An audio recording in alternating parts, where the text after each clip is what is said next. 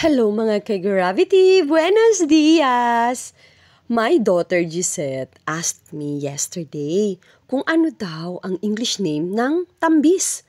She told me it is called water rose apple. Ang tawag sa iba naman dito ay bell fruit or Java apple. It has a low glycemic index and rich in dietary fiber that makes them a smart snack choice for those with diabetes.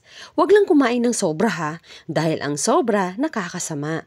But the fruit is edible, mildly sweet taste, similar to apples, and a crisp, watery texture, yet very sweet in red color too. Leaves are edible. Pwedeng kainin ang dahon. Eaten raw or dried na pwede ilagay sa salad or use them to wrap food for cooking.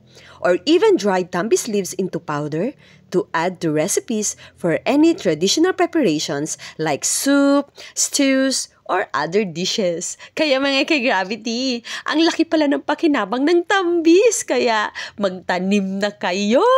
Bye mga ka-Gravity. See you!